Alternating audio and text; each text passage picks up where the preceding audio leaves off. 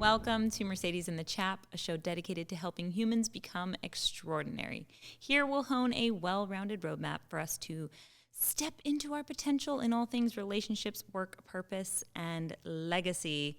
Chap, Yes. Today we got to talk to maybe the most badass chick on the planet. I would say. I mean, good Lord. And get to pick her brain on how you date a badass chick. And her name is?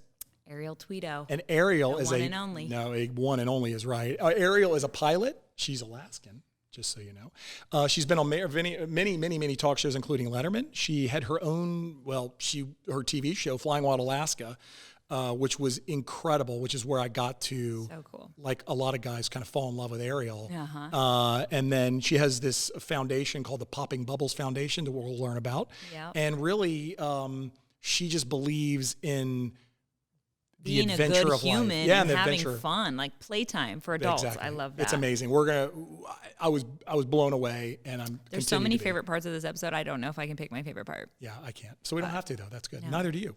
Yeah, exactly. Let's get into it right now. Hello, Ariel. It's so lovely to have you on the show today. Thank you. So lovely being here. We're excited to have you. I feel like you are very much different than any woman I've ever met. And you are this all-around badass, adventurer, explorer, extraordinaire. Like, you seriously get your hands on any kind of mechanical thing, you're a pilot. I mean, you have this credential list that's crazy. I'd be so intimidated to take on any of the things that you do with your life. And I'm wondering how a guy dates a badass chick like you, because I'm intimidated just being around you woman to woman. Oh, good question. I don't know. Well, I mean, my dating, I'm not really a big dater. Like, I've had maybe one long-term relationship, and that ended. So, but he's my best friend. Okay. So I set him up with my best girlfriend because I was like, you need to stay in the family. You're awesome. I'm going to leave the country, so you should date my friend. And Wow. And so it works though. But I don't know. I meet so many amazing people around the world, and so for me it's just hard to like hold on to a relationship. And I fall in love with everybody, and so I'm just like, how do I just pick one person forever? And I like you said, like I do like doing extreme things. I like feeling like I'm gonna die at some, like I need to jump off cliffs. I need to get on my mountain bike and go hard. I love surfing. I love skiing. I love flying. And yeah, my partner needs to keep up. Yeah, and you were talking a little earlier about, off air here, about your travels and the fact that you're kind of like, I just want to meet a lover in every place I go, because why the hell not? I mean, life's short. You're out there adventuring and exploring not just the place you're in, but the cultures and the people you're around. And I think it's like, I have this thing I say where basically we're all soulmates in waiting, and it's just a matter of like the ability you have to be vulnerable in the presence of a new person, a stranger maybe, to become connected enough and intimate enough with them that they feel like they might be a forever friend or a forever lover or something like that. So how do you see that when you go from place to place and you like connect with these people? Are you just open to that type of connection? I go into pretty much everything with no expectations. I love connecting with people. I'm curious and I'm interested in other people and other cultures and other ways of living. And so it's not like I'm out searching for like a play date or something. I'm just like, I genuinely want to like learn about people. I just want to know how people live, and I want to laugh, and I want to go on adventures. And so like if something happens when I travel, like awesome. And if it doesn't, then who cares? But you had fun doing other stuff. Yeah, I had fun doing other stuff. I don't like anything holding me back. But then, yeah, I just go in with no expectations. And if things happen, like awesome. And if they don't, then. When does a relationship feel like it's holding you back? When I feel guilty. Like when I feel bad for leaving somebody, or for, like, I get so many opportunities to travel and to go on it, like awesome adventures and like to try new things. And so if I'm with a partner and they're just like, really, you're leaving again? I hate feeling guilty, or like I hate hurting people. And I don't like making someone feel like they're not a priority in my life. And so it's almost, maybe I'm just weak. Maybe it's a cop out, but it's just easier to be single than to be in a relationship where I'm hurting somebody by not. So that's by design in a way, a little bit. Like, or like, are you thinking? Let me ask you this: like, you're sitting there, you're on wherever you are, location, and maybe not your home planet, but you're in your own location or in a new location, and you meet somebody, and you're like, do you ever think like this is actually really good? Or are you like, nope, because I know how I'm going to be and I don't want to hurt them, and you're preempting it? Are you preempting it, or are you just like, well, let's see what happens, but I don't have any like. Yeah, it's sort of like, oh, let's see what happens. But then as I'm getting older, I've learned like transparency is everything, just to be like super open and just be like, I'm going to be here for a while, but then I'm probably going to leave. And so so I don't want to hurt you, but if you like, we could have a blast right now, but just know probably in a couple of weeks or something, I'm probably going to be on the road, or I'm going to go, and I don't want to feel bad about it. And so it feels like you're almost committed to being wild, like that's who you are, and instead of committing to like this thing that kind of tames you and causes you to settle down, which is just the norm for a lot of people. It doesn't mean it's right or anything like that. Yeah. So it's kind of beautiful that you're experiencing and experimenting with life in a way that most people aren't used to looking at, I guess. It's very enlightening. It's very enlightening because a lot of our viewers are guys, and what's so enlightening to me is there are females out there like you that just want to live, and it's like life's about. And I feel you, because this is exactly how I feel. It's like I just want to get out there and do every single thing I can. Yeah. And you're out there doing every single thing you can, and that is what makes your life whole and beautiful and wonderful. And if the right, guy comes along and the stars align, you're not opposed to it? Mm-mm. Oh, okay, that's good. Oh, definitely not opposed to it. But then, like you were saying, like, I don't want to be tamed. I love being dirty. I love rolling in mud. I like climbing things. I want to jump off things. I want to, like, experience everything. I want to, like, fail. I want to mess up. I want to laugh. And so I need a partner. I don't need anyone to take care of me. Like, I figured it out. Like, I want like a partner that enjoys doing things but also likes their freedom, likes to go and do their thing. Yeah. Because then we come back together and we have more stories to tell each other. But I don't like being confined in a box, and I don't like people telling me what I can and cannot do. And I don't want to tell people what they can and cannot. Yeah, I'm like, you go and have fun. If you meet someone and they're awesome, go and have fun with them. Mm-hmm. Like, go you. And then, where do you think that part of your personality came from? I don't know, because my parents definitely don't like my lifestyle. No, they're so supportive, but they're like, can't you just be normal? Like, can't you just like bring a nice guy home for Christmas? And and so I'm just like, I'll bring a person home for Christmas, but he might not come back next year. Probably won't. So don't get him an awesome present. Just a decent present to where it makes me look good. Yeah. As far as if you had to design your I don't want to say perfect guy, but your guy. Or mate. Your mate. Yeah, your mate. One of them is clearly the ability to be fine with independence and be independent themselves. Mm-hmm. So that's the big one. What other things do you think for you personally? Play. Okay. That's when I like someone that's playful, like someone that will just come and tackle me out of the blue, or that will laugh if I play a prank on them, or that we could just roll around and like, I just love laughing, and like want someone that's lighthearted and that doesn't take themselves seriously, that sets goals for themselves but is okay to change their goals, and that could like grow, and they would like help people and are kind. I don't know, there's a list, and maybe that's the thing too. I have like high expectations for a partner that I would want to be together forever, and so I don't know, I haven't found that person yet, but I'm so happy. Like, I'm also so happy right now. I'm just like, another person is not required for your happiness. Yeah.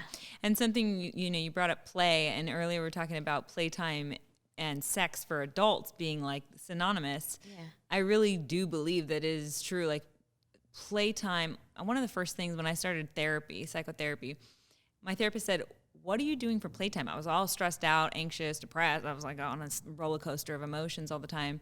And I was working, I mean, like 24/7, just crazy working. And she's like, what do you do for playtime? I literally was like, what? Playtime? Like, what do you mean? I work. That's what I do. I make money. And she was like, I need you to write a list of what you would do for playtime if you had the time outside of work or whatever, you would take the time. And so I wrote a list, but that was really the first time thinking about that. As an adult, I'm allowed to play. I should, not just allowed, but I should be. Otherwise, I'm going to be a stress case and be unhappy with my life. And you spend so much of your time finding ways to have fun and play. And I think, Chap, you probably resonate with that quite a lot too. And sex is one of those places that, with especially a person who understands it in the same way, is about playing, is about, so it's a great expression of playtime. I just liked that you brought that up earlier. It is play for adults. One, I don't understand why we stop playing when we're like in middle school. Like I want to be Peter Pan. Like I don't want to grow up. Like life is too short to stop playing and to stop laughing. But then I was talking with a friend the other day, and they were like, yeah, sex is playtime for adults. And yeah, that's where you get creative, where you try new things, like see the weirdest places you could go. And I don't know, it's fun. It should be fun. You should laugh. You should just try. I think we forget how to experience pleasure through our bodies, which is the only vessel we get in order to experience pleasure.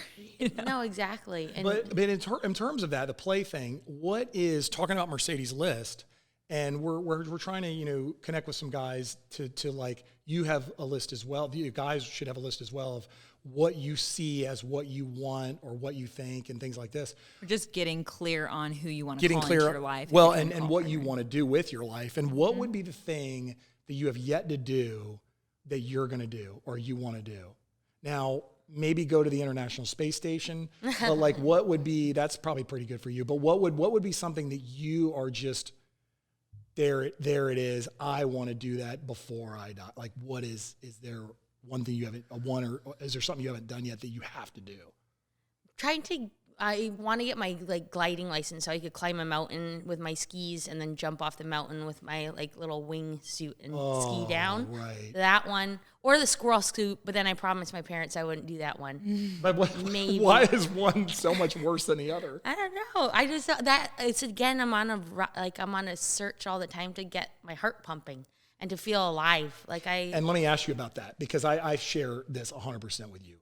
Isn't it a little sad when maybe you're not there yet, but you have to keep up in the ante? Because I'll get to a place where I'm like, this should be getting my heart pumping, but I'm like, that's all right. Oh, Like exactly. The adrenaline addiction or the adrenaline. Well, it's more the life addiction, right? Yeah. I guess people call it adrenaline addiction. I think there are a lot of people that, and people have asked me that, is it adrenaline? Is like, I don't know what it is, but I love the feeling of truly being alive. And it's like going out to an audience of 1,000 people giving a speech, I guess, or I guess learning to solo a plane for the first time. Yeah. There are these things that like, I don't know if it's the danger or the beauty of it or whatever. Maybe it's the first kiss with a goddess. I don't know. It's like pushing the envelope, like living on the edge. Yeah, where that's these things. See, right? and maybe now I'm on a therapy chair. But so for me, welcome to Mercedes in the chat. I love this. Okay, so it just came to me, like I could jump off a mountain or swim with sharks or like just do stupid like adrenaline stuff. But I guess maybe opening up and being vulnerable to a partner, that's scary. There we go. Yeah. That's living on the edge, right? Yeah, I'm just like, oh, do I really need to open myself up that much? Right. And maybe that's why I'm like constantly running from things. And I've been thinking about that a lot lately. I'm like, am I like, my dad is, I was like, what are you running from? Why do you have to leave every 2 weeks? Yeah. I was like, and that's a beautiful exploration because you've been doing so much external exploring literally out in the world. The internal world is just as vast, maybe much more vast, I'd say, than external. And so the things that you find in there, the pleasure that you access when you are able to like be more vulnerable, especially with another person, because they're a lot of the way we channel pleasure into our life. And pleasure is what we're talking about, playtime, fun, this expression of life. So when you get to connect with people on those intimate levels, like when you go out in the world and you find someone and you just hit it off, there's such an important thing that happens there. And there is a deepening process that is accessible when you're willing to slow down with it. So it is interesting to watch you on this part of your journey where you're questioning it. And thanks for being vulnerable with saying that. Of course. But it's also too, I made it sound in the beginning like I'm just like, la, la. sometimes it's super hard to leave a person that you meet in a different place and you're together for like 2 weeks and having the best time. And then you're like, I don't want to leave. Like, that's hard. But then you keep in touch, and now with like how much access we have to like communication, you could keep in touch, but then it dwindles, and then you're like, oh, I thought I would miss him more. And then, but then, no, I guess am I just lazy that I don't want, like, I'm like not trying hard enough to. Well, maybe that will like, be there later. Maybe that's what Yeah. you're thinking, that will, the fact that you can get into a relationship, maybe your thoughts is that at one point that will happen, but I got stuff I want to do now. Yeah. Right. That's the thing too. Like, I have so many goals that I want with my career. And then I have like my mom and dad and my sisters, and I love this is actually the biggest thing that hurt my relationships in the past. I love my friends so flippin' much. Like they would be like, let's go on a date. I'm like, oh, that sounds so boring. My friends are going out to do this. I would rather go like hang out with my buddies than go and sit like and have a drink in the like cocktail bar. Yeah, maybe if the date was something that you really wanted to do, like already, maybe it was about gliding or something, and then that becomes what an incredible way to connect with someone, right? Like, I don't know, you find a glide instructor or someone who you're like into, and that's your first date. I think that might change. Yeah, and that's how it does happen like that, because everyone I date are like extreme like adventure folks, but then I still have my other buddies that are just like, let's go to like Mexico and go do this. And I'm like, I really want to do that. Like, can I go? And then I'm just like, oh, and then you just feel guilty again. But like, there could be a scenario where somebody approaches you, you met on a project or in a location, and it might have been gliding, and it was maybe an instructor or another student that you were making fun of because you were much better at it than they were or whatever. Yeah. But that they say something to you like, listen, I'm making this up. I just bought a Soviet era submarine. How would you like to go on a round the world adventure for like 3 years? We don't know what the hell you just said, but I know. I don't know. Okay. Or like I got a ticket to, I don't know, like I bought an ocean going like old tanker. Yeah. How would you like to go? I think that is out there, but it's like your level of entry into what's going to keep you committed and hooked to someone has got to be so engaging, right? Yeah, but then I raised my hand. Excuse me. Well, then why do we have to keep it's not, why do we have to like be with a partner forever? We don't.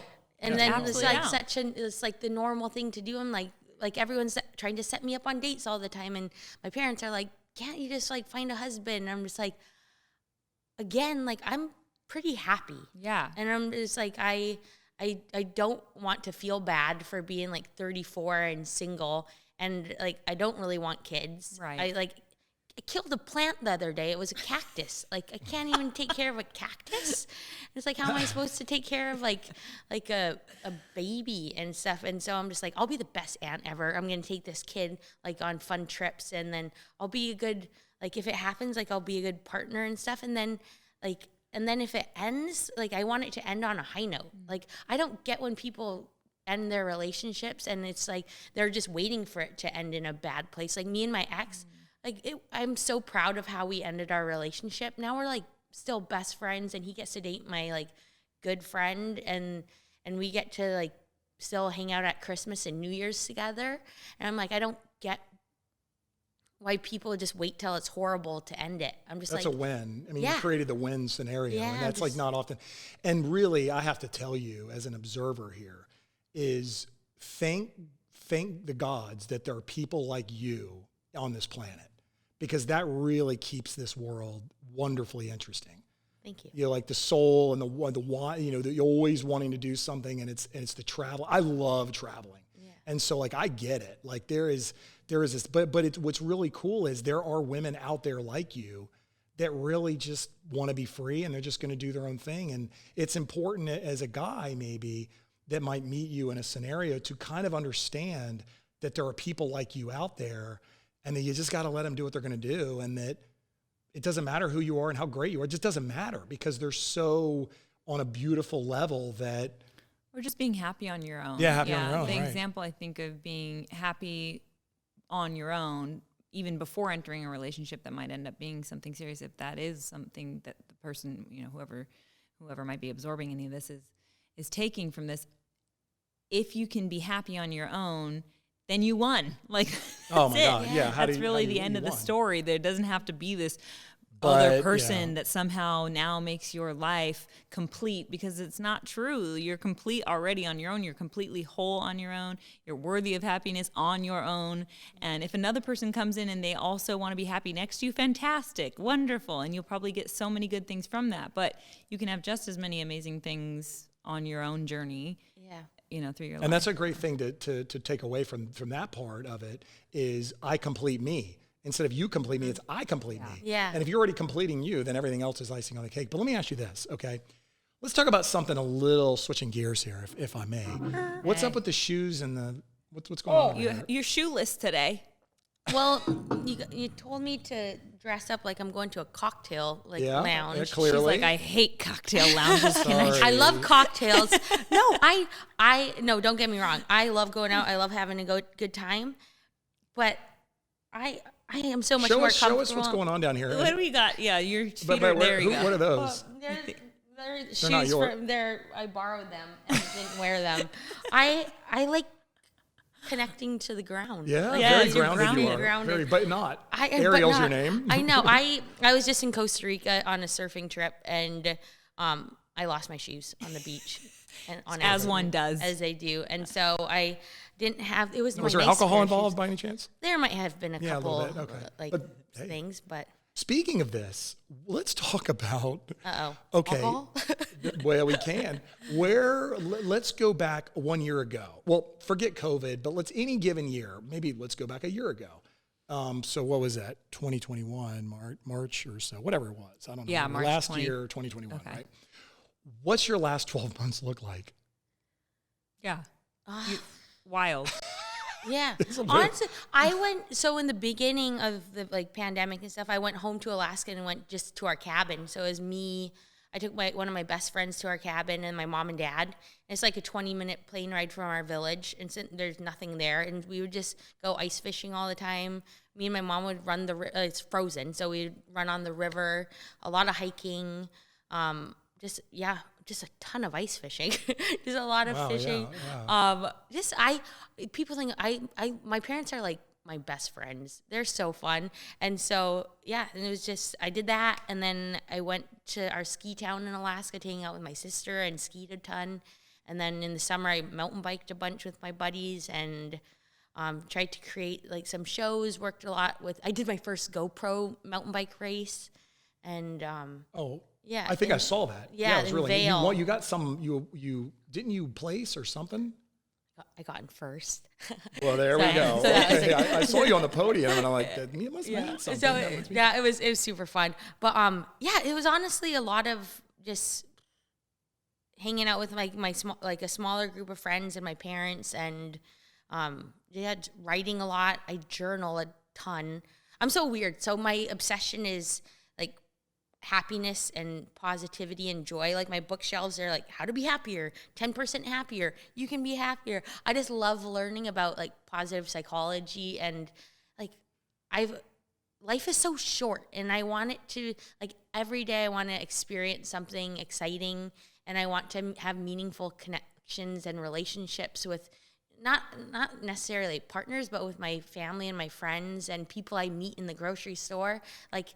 I want to have a passionate life, and I think you could do that every day. It's when I'm cooking, I want to be find passion in everything that you're doing, and I think it's so important to leave a meaningful life, to just experience and try new things, and to find meaning and purpose. And I think so in doing research for this episode, a lot that I noticed as far as the way that you're approaching the world has to do with the fact that you've had a lot of grief in your history. You've had a lot of friends, I think, actually passed from suicide, and because of that experience, you're not spiritually bypassing, as I say, whenever you're saying, oh, I'm looking for positivity, I want to focus on that stuff. And some people don't want to look at anything ever dark and just focus on that, which, it's hard to have one without the other.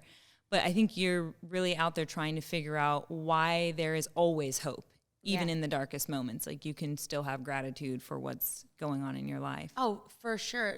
Yeah. No, I think no, because I've lost so many friends to suicide. I won't even give you the number, but just a ton of friends. And so for me, I do a lot of speaking to kids like in high school and middle school. But if I could get these kids so stoked on being alive, they won't even think about ending their life. Like get them excited to wake up in the morning. And I try to live that. I'm just like, what's going to get me pumped to be alive? Like what's going to get me super excited to wake up in the morning? Will it just be like my coffee? Like I could get so pumped over coffee, but will it be like to just show these kids that like all the opportunities that are out there in the world, if they set goals for themselves, if they surround themselves with like positive people and people that challenge them and that genuinely want them to do well. Like my favorite thing is like when my friends do well, like you're genuinely excited for them and stoked for them and just be like so proud of them. And then, if you have that in your life, you're like, why would you end it? And so absolutely. I'm just like, I want to like be a walking like billboard for hope. Yeah. Or just for like I have a nonprofit called Popping Bubbles because I came up with the name because I think all of us live in our own little bubble. We're scared to leave our village, to try new things, to talk to people that are different from us, that believe in different things, religion, politics, whatever. I'm like, we would be so much happier and healthier if we popped each other's bubbles. So sort of what I want to do is just go around the world and pop people's bubbles and just be like, hey, we're all so much more similar than we are different. And even though we are from a different part of the world or like we look different, speak different languages, most of us just like, we want purpose in our life. We want to be happy. We want to have good relationships and connections with people. And that's sort of it. And like how are you not living proof of this? Obviously you are. I mean, you come from the highest suicide state. In it, Alaska has like some of the highest.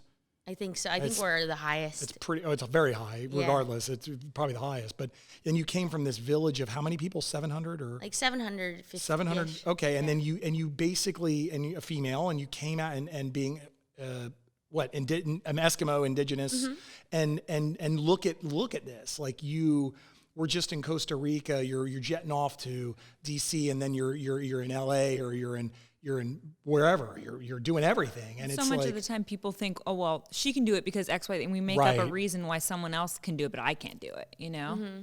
How did you get yourself? So I've heard you say nature is your church, like nature's my church.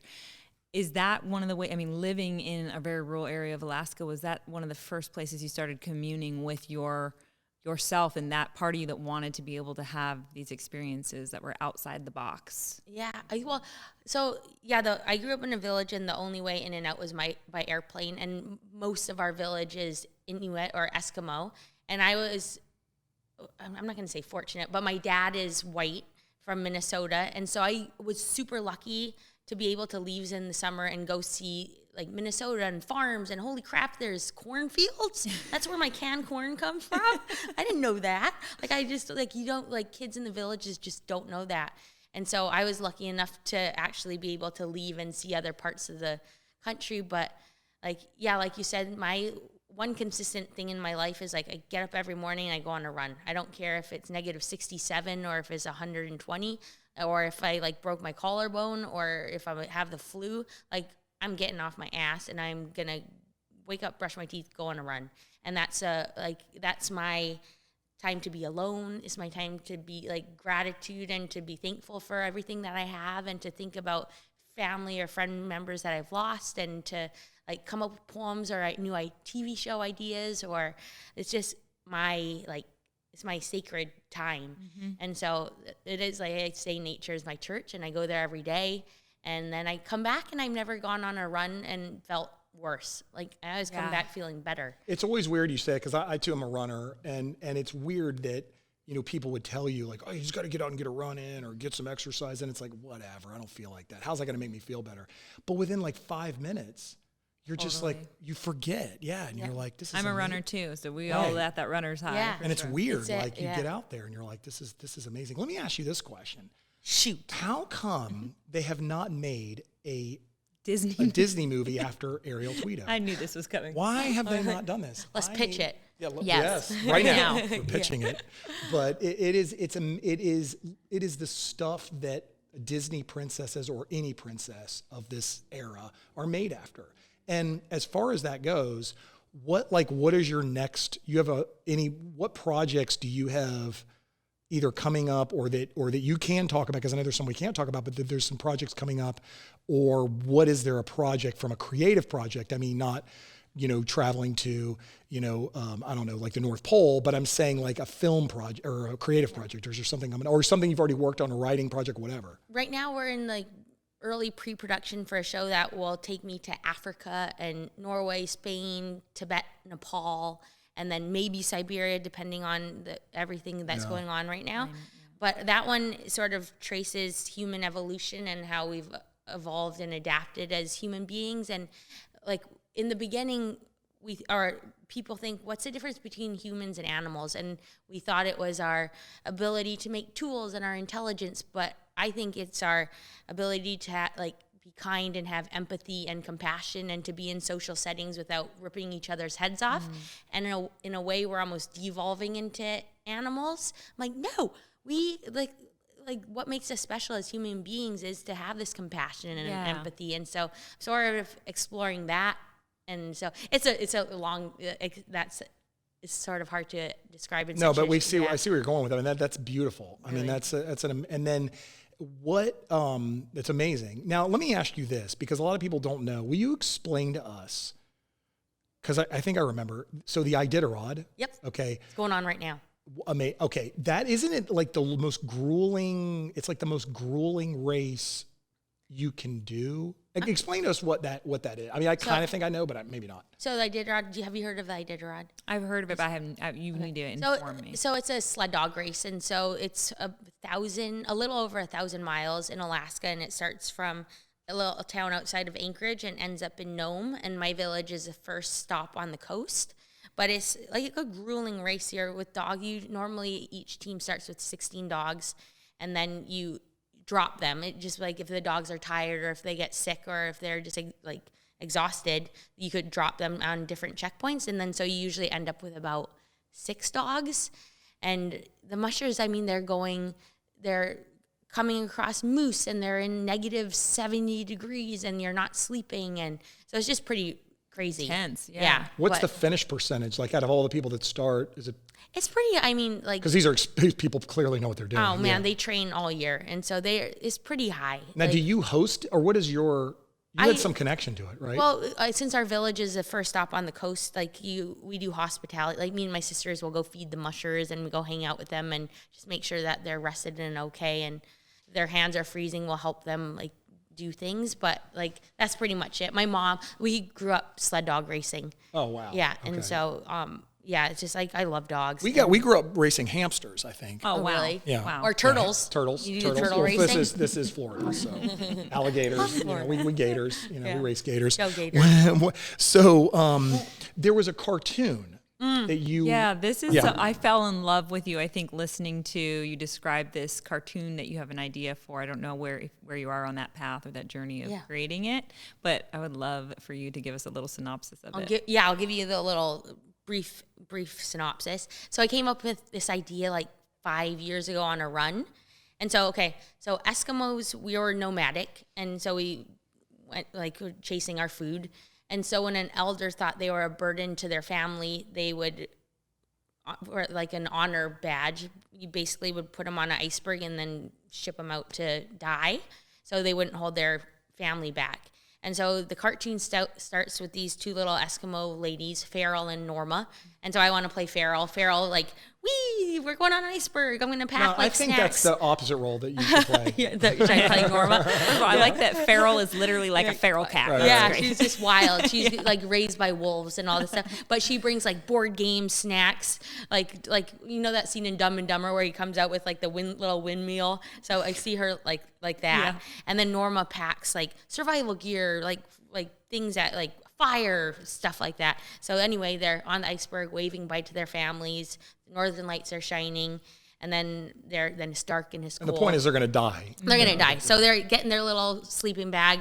They fall asleep. They think they died. But while they're sleeping, they get rescued by a cruise ship called the Heavenly Cruise. So they wake up and there's like buffets of food, Elvis, like people dancing and cocktails and like, this is heaven. This is fucking awesome. Yes, I love heaven. So, but then they think they're dead. So they're jumping off cliffs, swimming with sharks, trying everything because they're like, I'm already dead. I could try everything, but they're actually alive.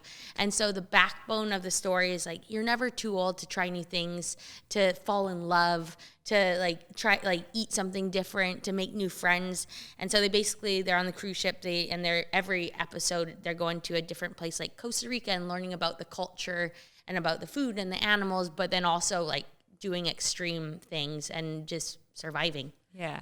So that's it in a nutshell. So the idea is that you're never too old to do new things, to try new things, to love more, to date new people. Yeah. Norma's going to fall in love with like a Latino lover. Oh, and then go yes, like salsa dancing and stuff. And then, so that's going to be her like moment where It's like, Mercedes' granddad. yes, let's get your Mercedes granddad Aguilera, to be a voice on it. the vibes. Yeah, exactly. She'll do it with the man voice. She'll play the part of her Oh, granddad. you should do it. Got it. Yeah.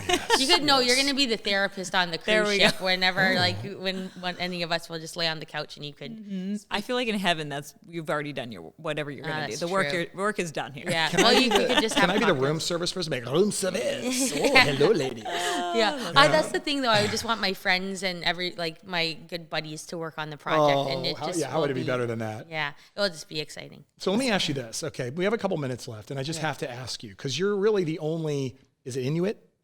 Eskimo, Inuit. Eskimo. Okay, Yeah. you're the only Eskimo that I know personally.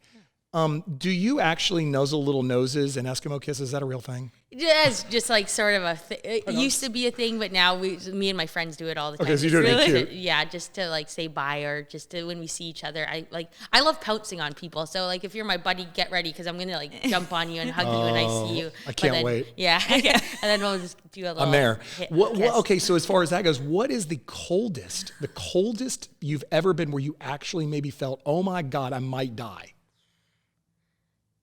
Oh man. Or the hottest? I don't know, whatever.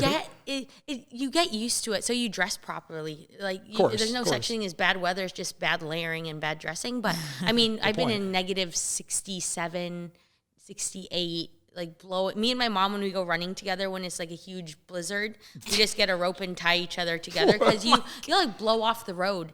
And so, yeah, I definitely get my nuttiness from my mom. And then you just get, like, your nails start bleeding because you just get dry. And then the hottest. My nails bleed because I pick them. What's the most like insane thing for you? Like, what do you feel like is the most insane thing you've ever done? What's your top? It wasn't okay. I won't say the most insane, but one of the best days in my life recently. I was in Hood River, Oregon, learning how to kiteboard, and just like being able to like fly this kite, and then it sends you off flying into the air, and then you just end up like face planting into the river. Well, people die here of that. Yeah, like really? people Into a die building? in this. Fly into a building or something. Yeah. Oh yeah. It was seriously the best day though. I love. You know what I love? I love sucking at something and then gradually getting better. Like oh my God! If the world could be okay with that, if I could be okay with that, that'd be great. I might continue attempting surfing. Right now, I'm like, look. Yeah. If I'm not good at it by now. I'm not. Yeah, you know what they call kiteboarding or kite surfing? Don't they call it fly fishing? Because like a shark and you're like the little thing and you're dipping in. I was like it right over my head. I was like, whatever. I just made that up. Well, I think probably somebody else made that. I didn't make that. But no, it's trying new things and gradually getting better. It's like, have you heard that quote about happiness? Is like. Happiness. It's in the journey. Yeah. Happiness is a joy you feel while working towards your full potential. It's like when you when you just like that stoke feeling of just like, I'm improving. Like I'm evolving. I'm growing. Yeah. That's it. Yeah. That's it. I'm growing. We want to keep little growing. flower blossoming. I love it. Well, you are just an absolute treasure. You are a little flower blossoming, and I'm so glad you're letting the world see it through all the projects you're doing. You're quite fantastic. And really, I mean, I'm just like dumbfounded. I mean, we've talked a lot in the past, but I'm just like blown away by you sitting here and talking, and like you are truly like a truly lovely, amazing Like it's incredible. Human I mean that. being. Like it's incredible. Like I can't. thank you. I'm so happy to get to know you in person. Like I know we've talked, but like finally get to work with I you. don't know why my eyes are starting to water. It's not because I'm going to start crying, but no, that means a lot. Thank It's you allergies. so much. No, but I want to tell people, you know, where we can find you is at Ariel Tweto, Ariel Tweto. Yep. Yes, yes. And that's on all your providers, Providers. all your sources. Yeah. But On all the social channels. on the social channels. So we have to. Like I don't care what Mercedes says. I want you on again. Anything? Oh no, we can't do that. Yeah. Like, sorry. Yeah, of course. This has been amazing, and I'm just so glad you're doing the being part of being a human being. So I appreciate the consciousness and the awareness that you're bringing through your work. So appreciate you, and thank you guys for being here with us. We would love to connect with you. If you want to be part of our community, please subscribe. Comment through the links below, and we shoot this every week, so we will see you again next week. Bye for now.